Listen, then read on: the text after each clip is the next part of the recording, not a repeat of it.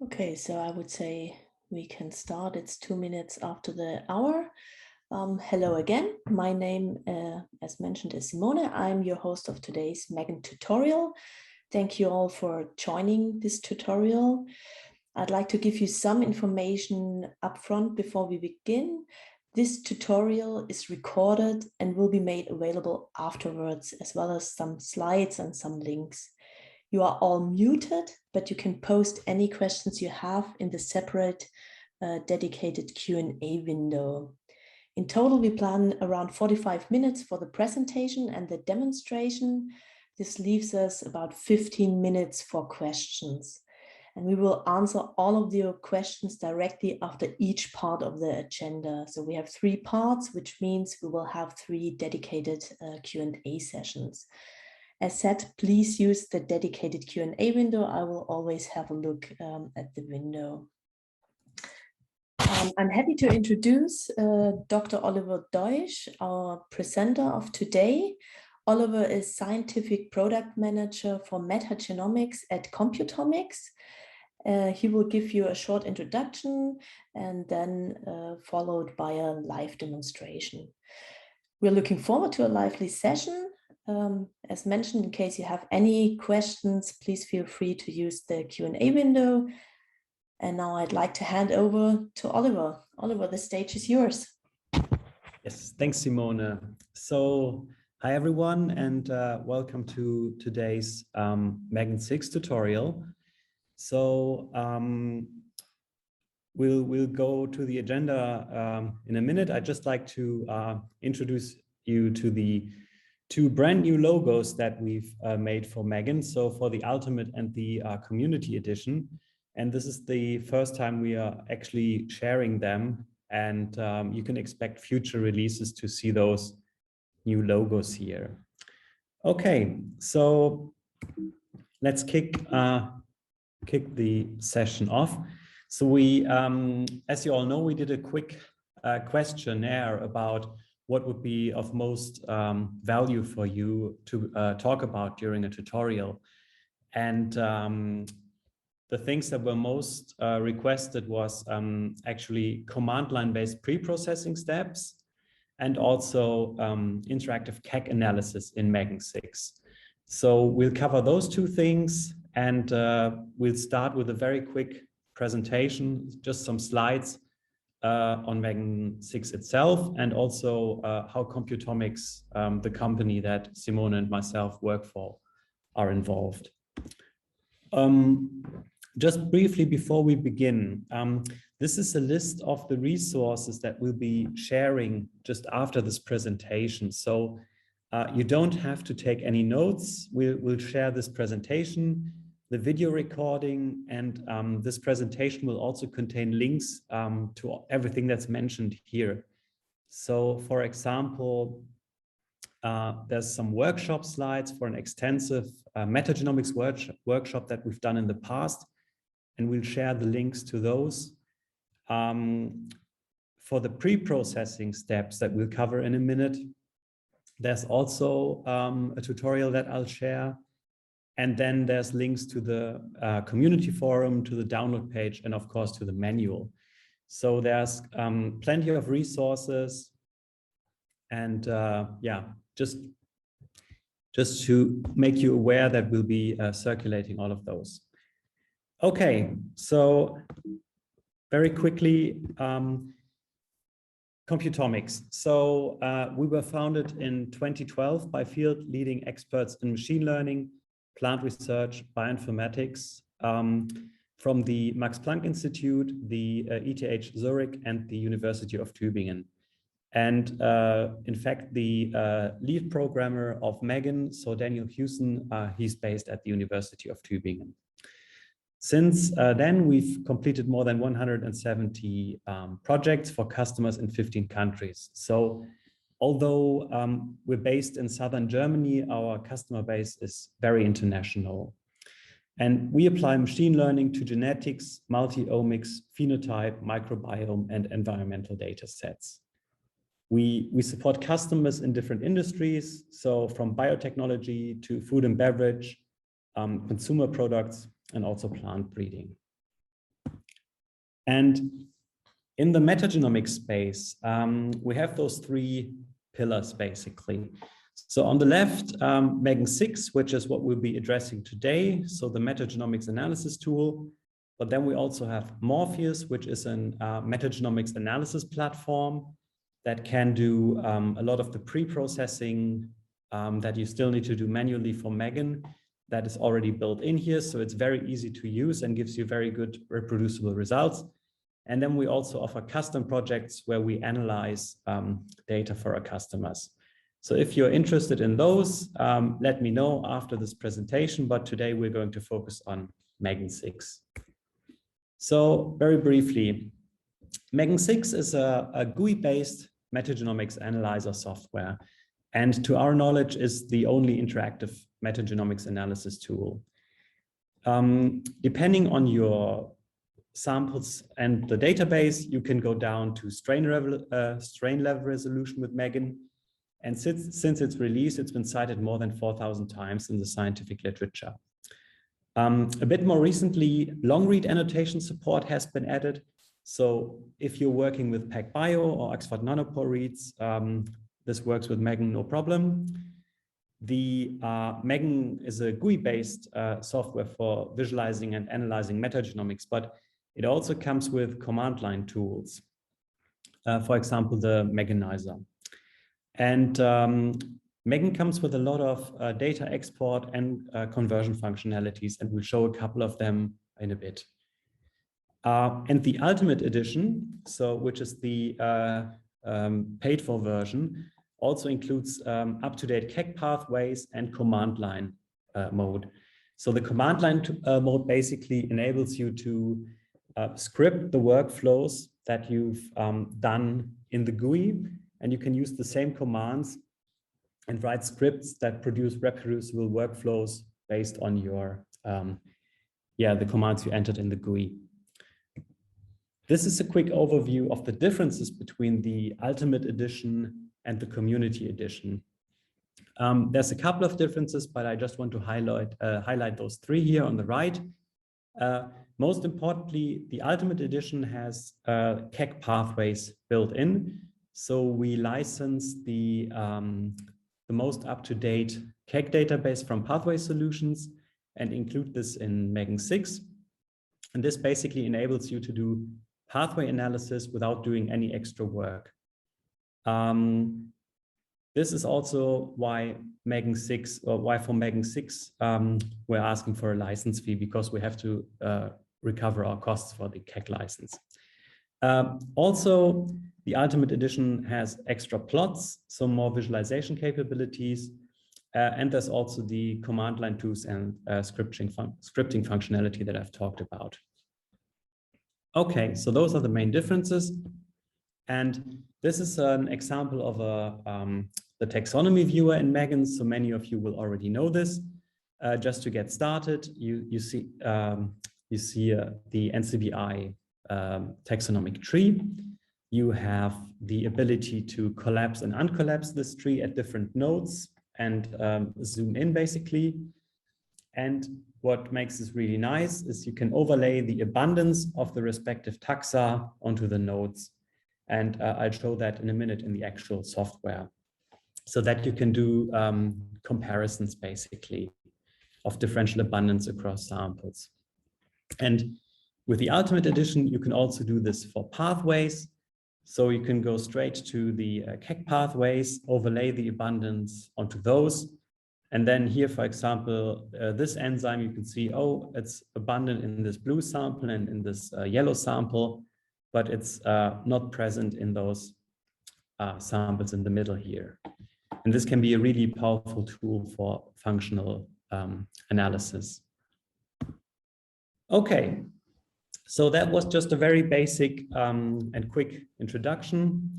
And now we'll go to the next agenda point, which will cover the command line based pre-processing steps for MEGAN. So I will now change screens and go to my terminal. And so for this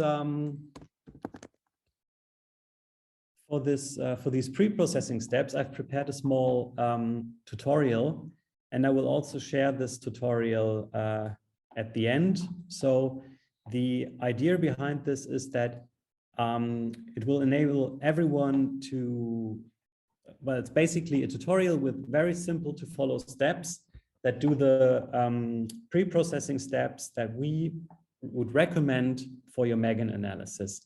So basically this is starting with your samples in FASTQ format, so sequence format,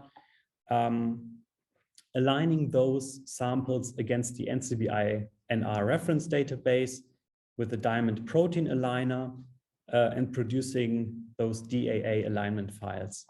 And then those alignments can either go straight into MEGAN or can be MEGANized on the command line and then go into MEGAN.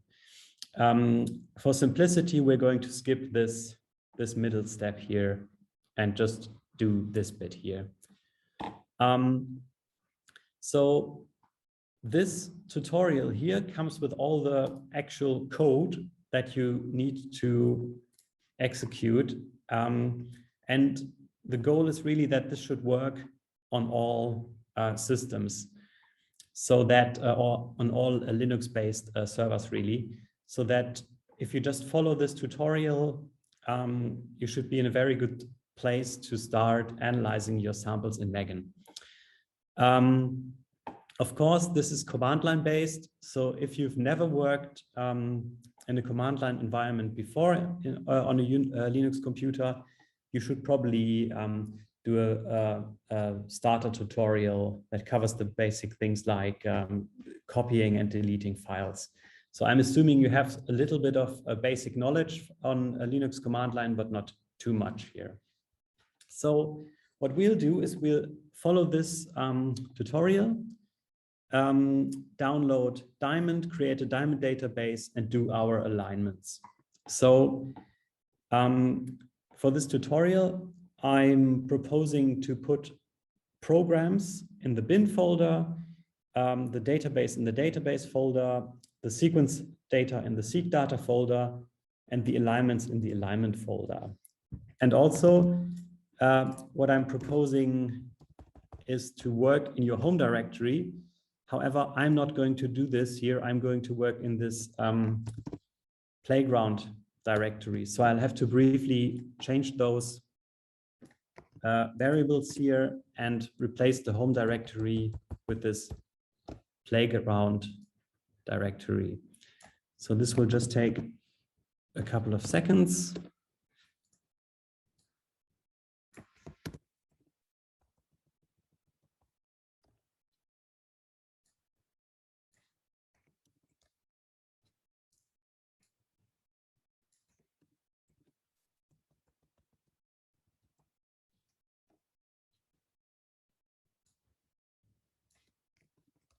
Okay, great. And the reason why we are not specifying, so why we're working with variables here and not specifying actual paths really, is that we can use those variables throughout the tutorial, and we only need to set them once, and then for the whole duration of the tutorial we can use them, and it's way more convenient. So we are now going to create those directories here. And we're going to check that we've actually created them. Yeah, looks very good. Okay, and then the next step is that we download the diamond protein aligner. So we go to this bin folder that we suggested for the tools and programs, and we're going to download the diamond executable from the official GitHub page. Now, the command that I've got in the tutorial is for Diamond version 2.0.9. So if you go to the GitHub page, you can check what's the most up-to-date version and just replace those numbers and download that version if you like. But it's a fairly recent version. So the download is finished. Now we're going to untar the file, and this is already the download, the Diamond executable. So No further installation is required here. And the next step, and this is probably the most tricky bit really, is to create a reference database. So we're going to go to the database folder. And this is the step where we actually have to cheat a bit, because we have to obtain 3 files here. And so the first one is the text dump file from NCBI, which is a collection of files that also includes the taxonomic, well, the nodes and the labels of the NCBI backbone tree, which are important for our database. But there's another file here which has the correspondences between the protein accessions and the taxonomic IDs. This is also important, but this file is already quite big. And then the NR database here, which is all the protein sequences on NCBI, is, I think it's around 100 gigabytes. So this is a fairly huge file, so we can't really download this in this tutorial. And also the creation of the diamond database also takes a lot of time. This can also take hours. So I also can't show this live. So what I'm just going to do is I'm going to show you the command, how it's done. And you can simply, when you do this on your computer, you can just follow these instructions here and it will work. So to make the diamond database, you need obviously diamond, the program, we just downloaded it. Tell it to make a DB, so make DB is the command. Specify an input sequence, which is the NCBI NR database that you've just downloaded. Give the database a name. In this case, it's just NR. However, I'd recommend adding a date to this database name so that you know when this database was created, when it was downloaded. This could be important later. And then you need the 3 files that we talked about. So you need the taxon map file here. This is the second one we've downloaded here. And then you need 2 files, the taxon, the nodes dump and the names dump, which are in this text dump zip file. And with those 3 files, Diamond will make a diamond database for your reference. Okay, and this will really take a while. So in order to proceed with this tutorial, what I will do is I will just link a database that I've created previously so that I can show you the next steps. So let me just do this.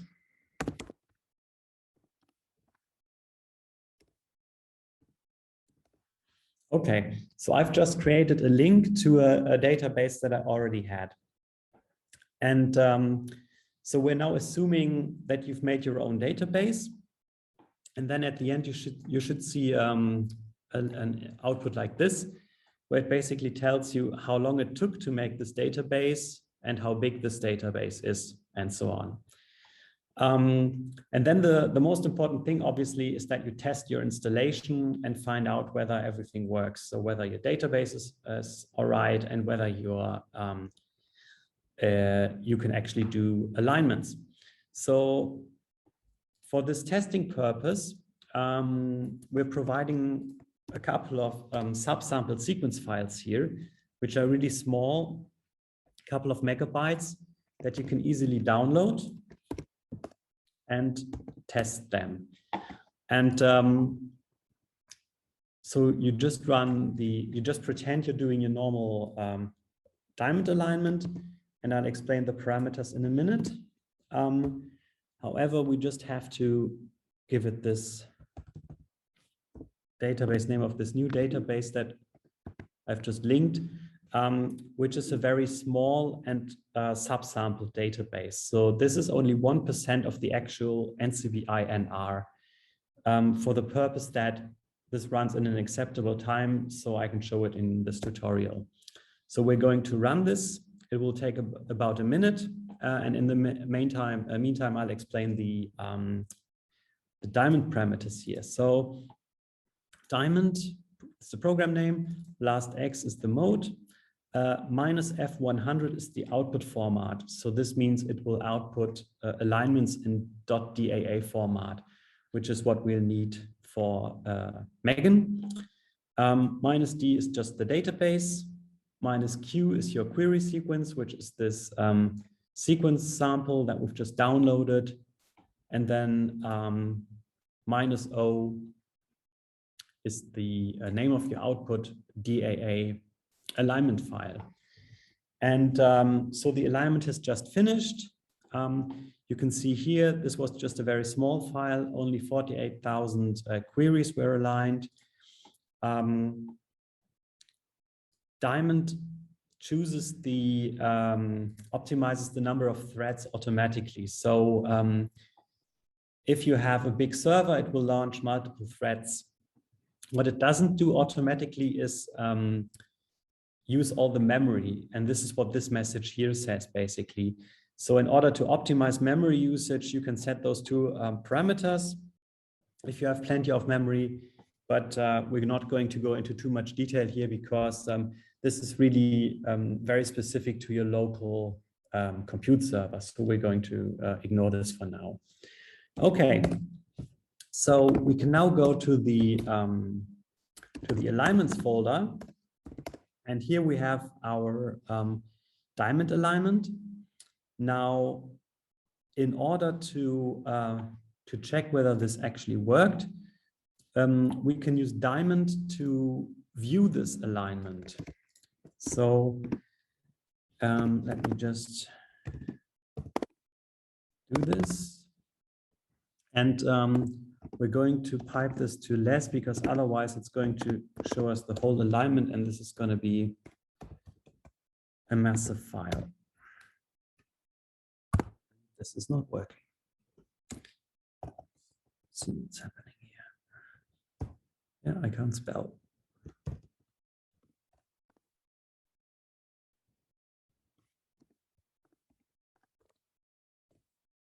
Okay, and this is our alignment in tabular output. So what we can see here always starts with the read identifier and then the best hit and various statistics of the alignments themselves. So this is a valid alignment file, and those alignment files can now be read straight into MEGAN. So you could just download this file from the server and load it into MEGAN on your desktop computer and start with your metagenomics analysis. So this tutorial here also has the commands that are required if you want to run one of your own samples. And again, we'll circulate this just after this video tutorial. Okay, cool. So this is basically already the end of the first part, or the second part rather, which covers the command line preprocessing. If you have any questions about this, feel free to type them in now and we'll try and answer them. Otherwise, we'll just wait 30 seconds or so and continue with the next part. But hopefully there's some questions that we can answer here.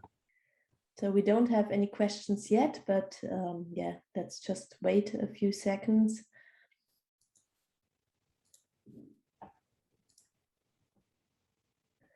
Okay, we have the first question coming in from Sonia.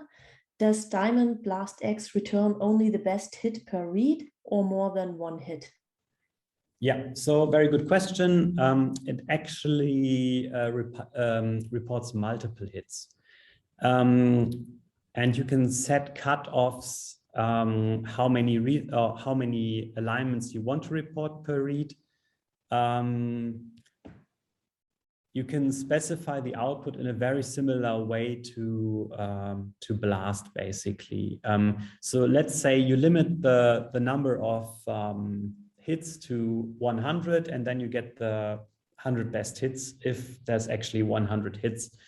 And this is also really important because when you load your alignments into MEGAN later on, MEGAN will do what's called a lowest common ancestor or LCA approach in order to calculate the taxon or the taxa that are hit. So because what can happen is that your read hits multiple species within the same genus, for example, and the alignments are all of very similar quality. So maybe there's one best hit, but the next best hit is only 1% worse or so. And then what you would do is you would do the lowest common ancestor approach of all the species that are within this threshold. And then this approach would say, oh, look, I can't really be very specific. I can't really classify this read to the species level.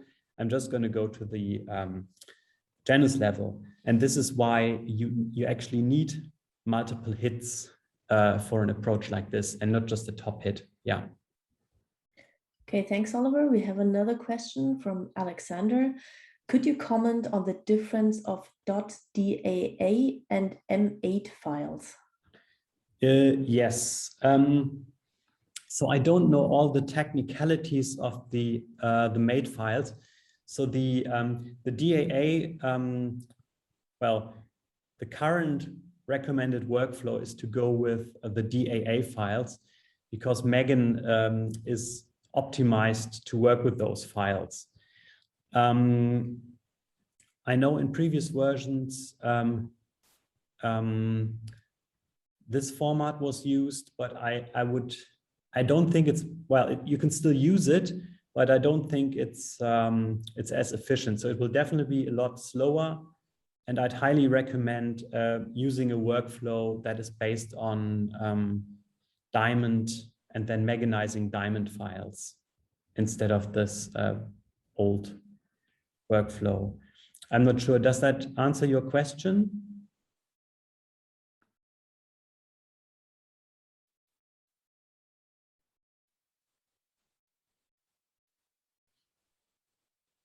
Okay, yeah, because I think the this this made file format was used in the years ago when the recommended workflow was still based on BLAST comparisons. Okay, and another question from Nicholas. In the pre-processing steps, I usually have to do a dereplication of my NGS reads to reduce the amount of sequence to BLAST. Is there a way to implement the information about the number of reads corresponding to each unique sequence once I import the BLAST output in MEGAN?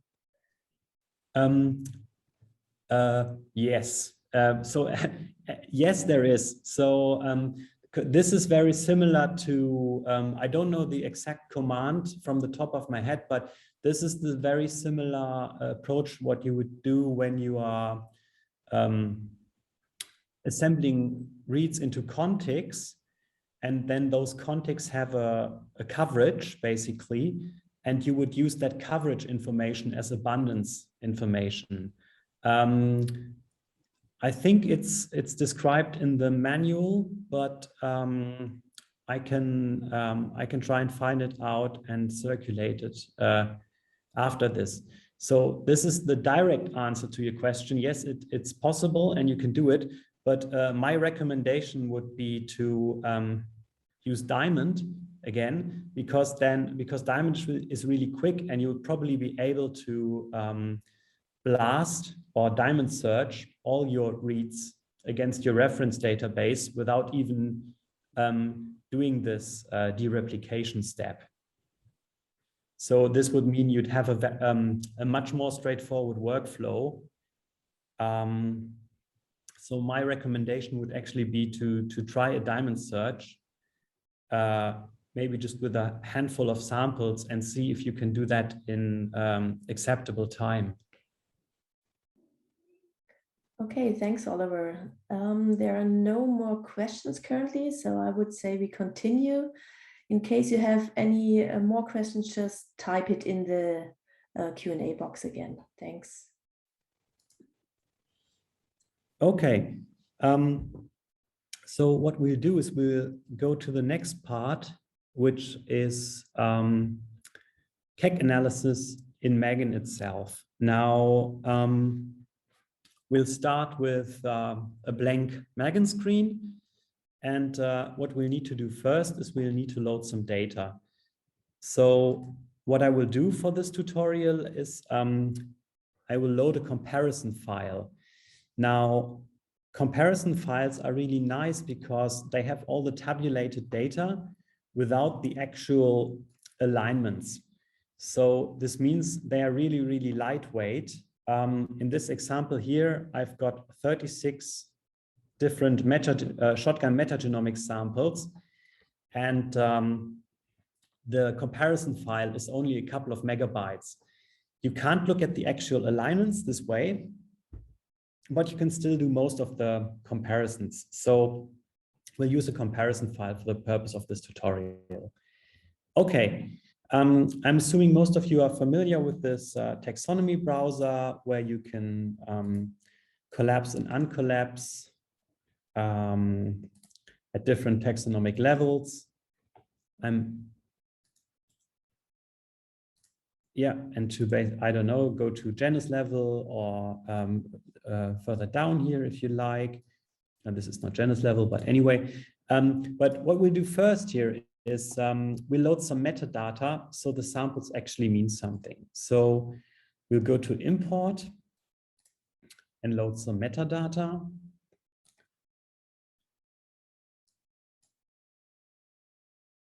So it takes us to the samples viewer. Now, what we see here is all of the sample names and 3 columns of metadata. For this study here, we have 3 columns, and we're going to concentrate on the diet column. So these are GI samples, and basically they've been taken from subjects who've had different diets. So that's HPLC and this MPMC diet. And what we're going to do now is we're going to use the diet information.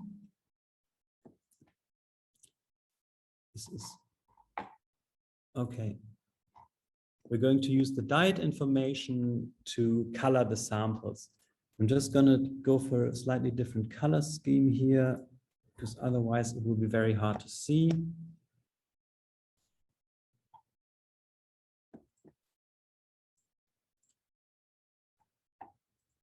Sorry, my computer is being a bit slow. Apparently, doing a video presentation and running MEGAN at the same time is not ideal. Okay, so we've just colored the samples by diet, and now we've got this orange and this gray group so that we can distinguish our samples later. I'm going to close this sample viewer, and now here in the taxonomic tree, you can see the 2 groups, and they're more easy to compare. Okay, but we didn't want to do taxonomic comparisons. We wanted to go and do some functional comparisons. So unfortunately, okay, so now we're going to go to the KEGG viewer. And what I think is really nice is that you can just do biochemical pathway analysis without doing any additional analysis steps. So you have your alignments that you can use to calculate your taxonomic abundances, but you can also go straight into functional analysis without doing anything extra. And what we do first, I think, is we just have a quick look how this is all structured. Because what is nice here is that KEGG is organized in a very similar way to the NCBI taxonomy. So we have different hierarchical levels and with elements sitting in groups of elements. So basically, if this is here the metabolism level or group, we can, let's uncollapse the whole subtree. And then in this metabolism group, we have subgroups, for example, here nucleotide metabolism. And then in that subgroup, we have purine metabolism. And then all the enzymes that live in this pathway. And this hierarchical structure really makes the analysis quite nice. So again, enzymes here, pathways, pathway groups, and then this top level group. So what I would suggest is we pick a pathway and have a look. Let's just collapse this again. Okay, so I've picked some where I know that I'll find some nice differences. So I just go in here.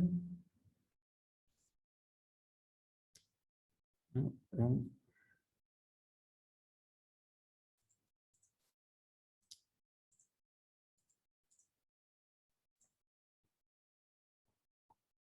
Okay, we go into this cell motility group. And we'll have a look at the flagella.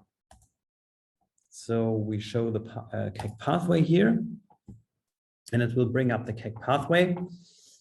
So this is a graphical representation of all the enzymes or all the proteins that are in this flagella assembly, basically. And this may be a bit tricky to see here. I'm going to zoom in, but you can already see that here we have some enzymes, like down here, that look as if they're differentially abundant in those two groups. So this may not be actually that great to see on the screen. Maybe it will be a bit clearer if we play with the scale a bit. So this is on a read counts on a linear scale. This is read counts on the square root scale. Yeah, and then on this exponential scale, they all come up. But yeah, I think this one here is a good good protein candidate. So here the gray bars are far larger than the orange bars. So this would be a good candidate to have a more detailed look if you're interested in finding enzymes that are differentially abundant between those two diet groups. So the next step could then be to, for example, export the read counts for all KEGG enzymes and proteins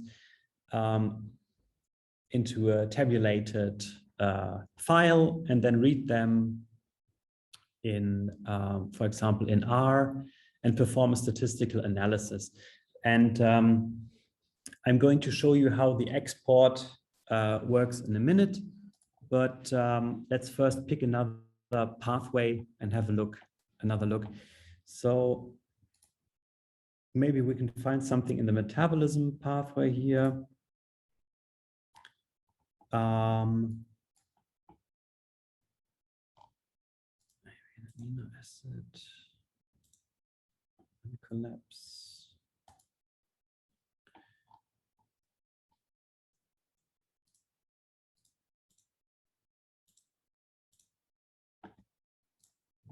This pathway here. Yeah, and I think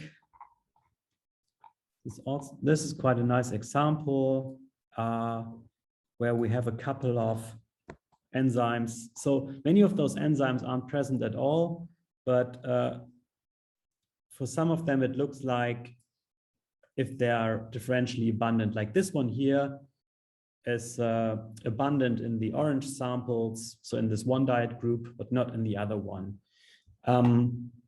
Obviously, this is just a visual comparison, and you'd have to do statistics to analyze this in more detail. But I think it's a really nice look and see, and you can immediately overlay your abundance data onto biochemical pathways so that you can start with your comparisons. Okay, what I think I'll do next is I'll just go back to this tree, and I'll show you how to export the data, because we're now assuming that we want to do some further visualizations or maybe some statistical testing in R, and we need tabulated data to do this. So what we'll do is we'll just we'll uncollapse everything in this metabolism category. So we'll uncollapse the whole subtree. Oh, right. It's not really working. Let's collapse it first. Okay. And now we're going to uncollapse it, the whole subtree. Exactly. So on the right side, we now have all the enzymes. So now, depending on what we want to analyze in more detail, we'd have to select that level. So either the level 4, which would be the enzymes, or the level 3, which would be the pathways.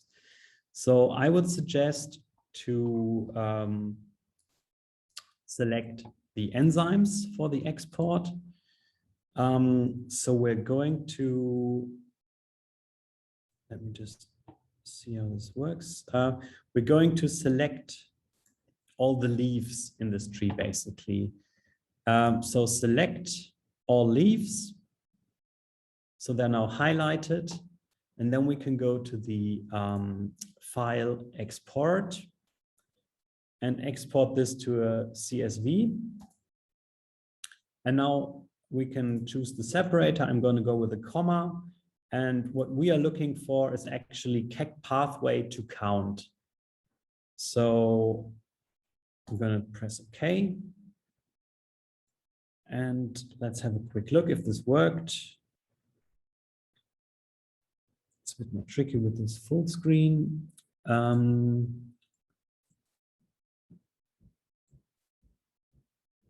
Okay. No, it worked sort of, but it didn't fully work because I didn't just export the leaves, which are the enzymes that you can see here, but it also exported the top levels. So it also exported the count for the top level KEGG metabolism, which is not what I actually wanted. So just to show that this should work, I'll just go back to Megan. We're going to select all leaves.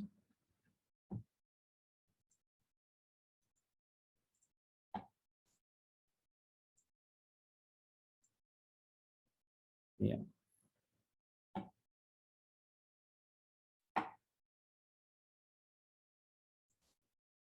I'm gonna export this again. I'm in the wrong viewer.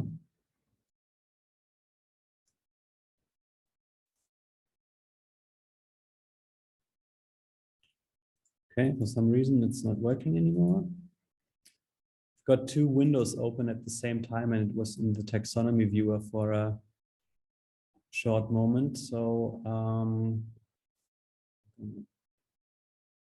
try it again.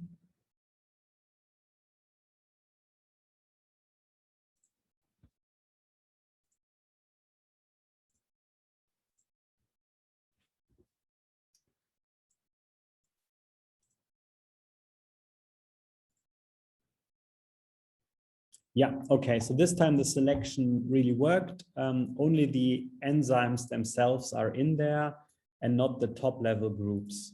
So Obviously, this depends on what you would like to do in the next step, but for this example, I thought it would be nice to just export the enzymes.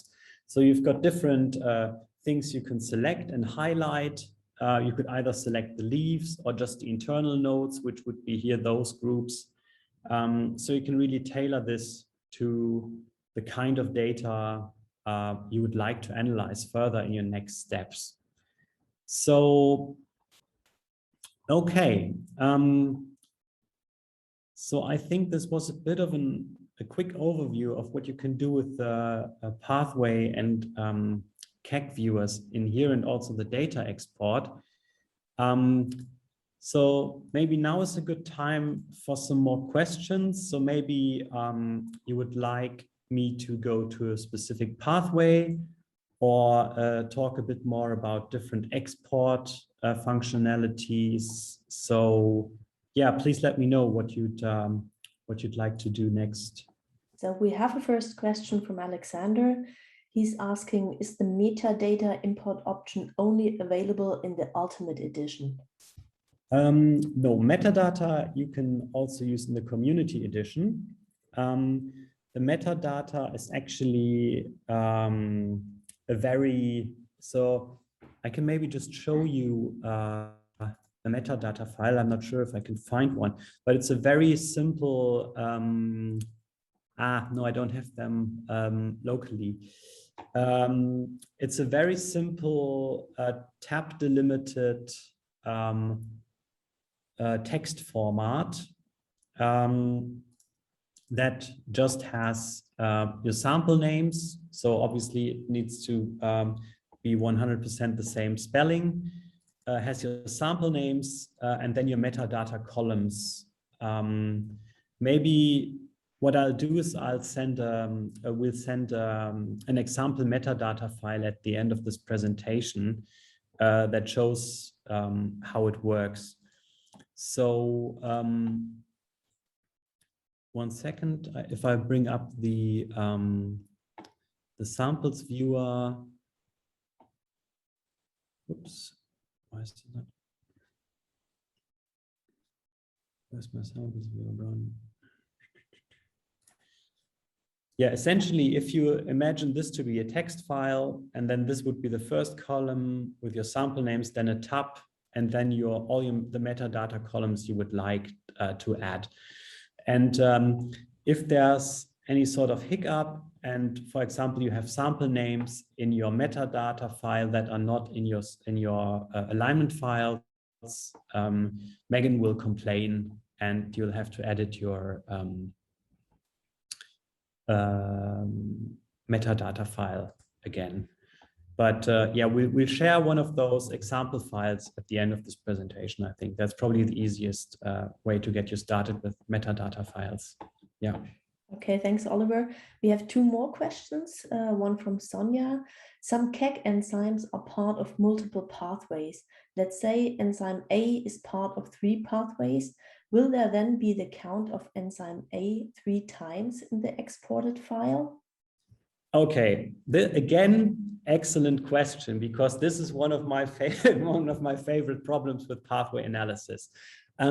So the short answer is yes, if the same, and so because you count at the level of genes, or you count the reads at the level of genes, and then those genes have a KEGG number or a KEGG enzyme number or not.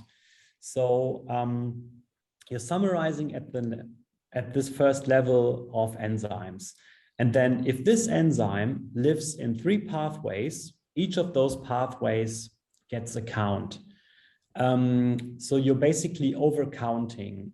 And this is also why when you are comparing the sum of counts on the lowest level, on the enzyme level, this will normally be a smaller number than the counts on the pathway level, which is because one of the enzymes, or one enzyme can live in more than 3 pathways, or 2 or whatever. And currently, this is the way we're handling this. There are more sophisticated ways of doing it that we have not implemented yet. So for example, if one enzyme could go to two pathways and one of those pathways already has a lot of enzymes that are present and the other pathway is basically empty and it would just be the single enzyme, logic or parsimonious approach would basically dictate that you only counted for the pathway that already has some other enzymes in there. This is one of the things you could do, but currently this, let's call it naive approach, counts it for all of the pathways. And I think this is one of the reasons that makes statistical analysis of such data quite challenging, because when you count one enzyme for multiple pathways, you will be increasing noise. Yeah, absolutely. Yeah. Okay, thanks. And another question from Alexander. Is there something I have to consider when I import long reads, for example, from nanopore sequencing into MEGAN or already during pre-processing with Diamond? Yeah, sure. So there's a bit of a longer answer here. You can do the standard analysis that I just showed. You can do it exactly the same. And then you basically get the same counts or you get the same results. But so you'd be able to do the same analysis as with short reads. But the thing is, obviously, long reads are more powerful because you could also look at do genes from one pathway, for example, do they sit on the same long read? And you can't do this with this standard analysis approach. So as it currently is, you can use long reads, but you probably can't get all of the benefits or the potential benefits with the standard analysis. Yeah, that's probably the shorter answer.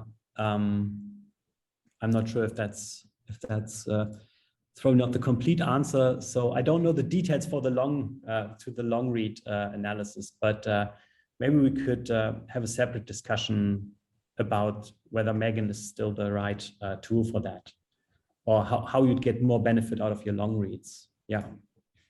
Great, thanks, Oliver. And a last question. Not sure if this will take too long, but can you add some more details about Morpheus? Yeah, absolutely. So I think the big difference between MEGAN and Morpheus is that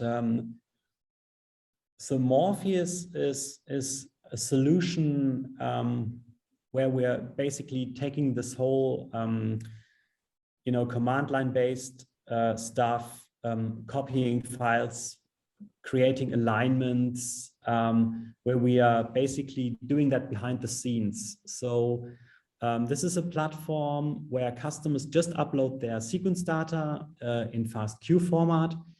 Then we have our standardized and optimized workflow, which is in many ways similar to what I've just showed you, but we've optimized the parameters and so on.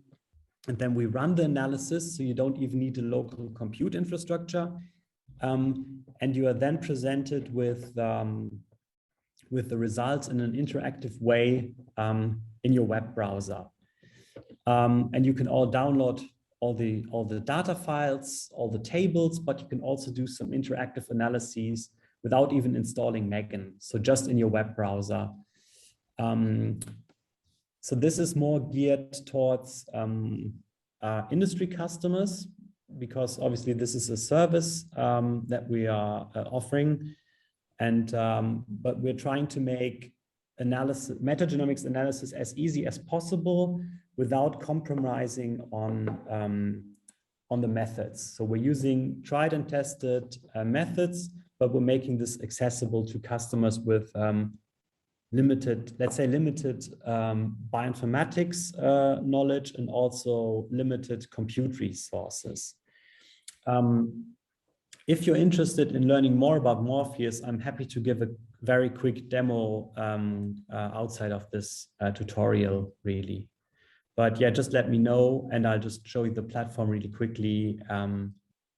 Yeah, and I should say it's also MEGAN compatible, so that if you use Morpheus for the pre-processing, you can still use MEGAN and just load your comparison or your alignment files straight into MEGAN, and then you don't even have to do anything command line based. We have another question also concerning Morpheus. Is Morpheus also working with meta barcoding pipelines? Not yet, but there's no reason why it shouldn't be. So Morpheus as a system is, well, we've built this ourselves, but it's based on tried and tested methods.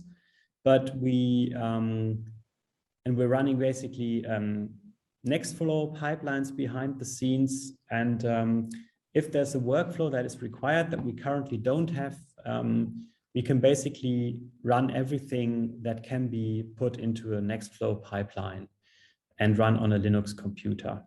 And then Morpheus would handle your sequence data submission, running this pipeline, and then present you with the results. Yeah. Thanks a lot, Oliver. And one last question, is there a way to match taxonomic information with functional categories? Yeah. Matching in terms of, sorry, is there a bit more, Simone, is there a bit more information, or was that the whole? That was the whole question, actually. It was pasted in the chat. Can I get a bit more detail? Can the person who wrote this please put a bit more detail?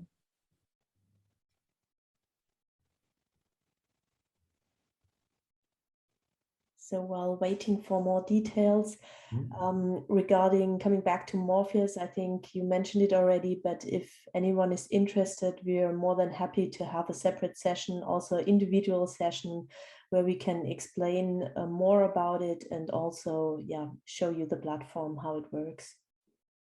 Yeah, absolutely. I'd be more than happy to do that. So is there some more detail on this? No more details.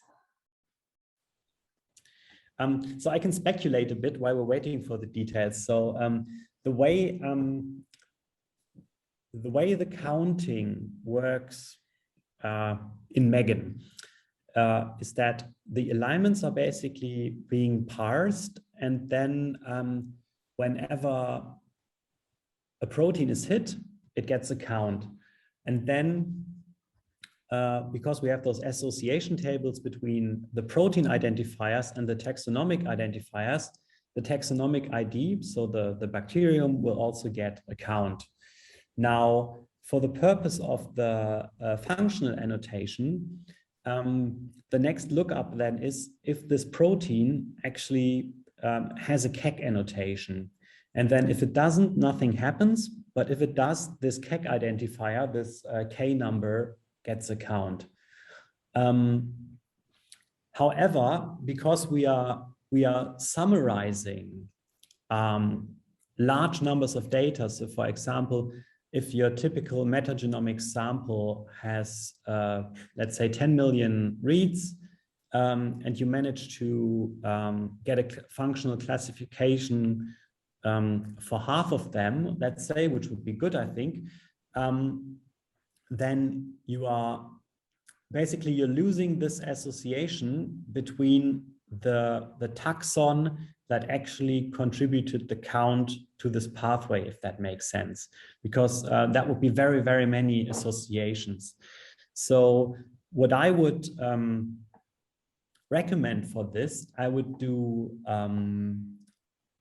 a correlation analysis of the taxa that are present, and the pathways or the enzymes that are present. And as it happens, we have an app to do this on the Morpheus platform. So we probably have to do a follow-up to this, but yeah. So, but the short answer is there is no quick way to get an association between the pathways and the taxa. Yeah. Okay, great. Thanks, Oliver.